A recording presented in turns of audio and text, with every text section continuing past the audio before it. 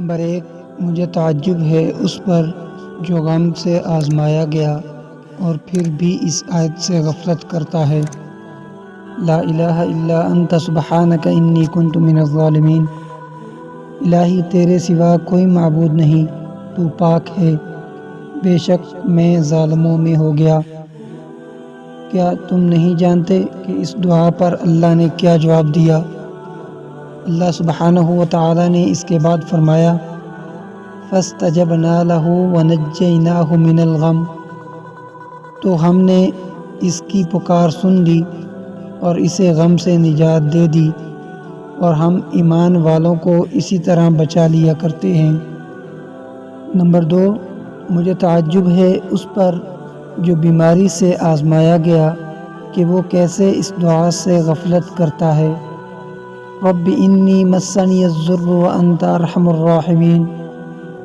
اے میرے رب، مجھے یہ بیماری لگ گئی ہے اور تو رحم کرنے والوں سے زیادہ رحم کرنے والا ہے۔ کیا تم نہیں جانتے کہ اس دعا کے بارے میں اللہ نے کیا فرمایا؟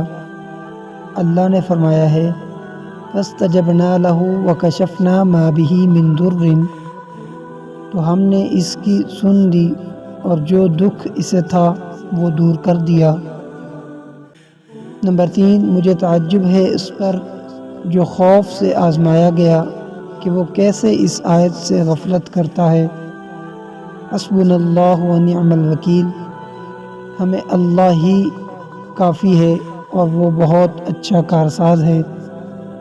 کیا تم نہیں دیکھتے کہ اس پر اللہ نے کیا فرمایا؟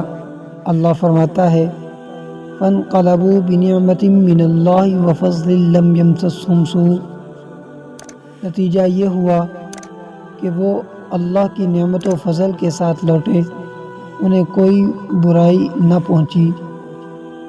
نمبر 4، مجھے تعجب ہے اس پر جو لوگوں کے مکر سے آزمایا گیا کہ وہ کیسے اس دعا سے غفلت کرتا ہے۔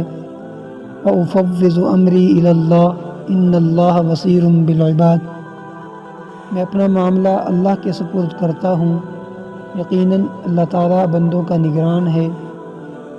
کیا تم نہیں جانتے کہ اس دعا پر اللہ نے کیا جواب دیا؟ اس پر اللہ نے فرمایا فَوَقَاهُ اللَّهُ سَيِّئَاتِ مَا مَكَرُوا، بس اسے اللہ تعالیٰ نے تمام بدیوں سے محفوظ رکھ لیا جو انہوں نے سوچ رکھی تھی۔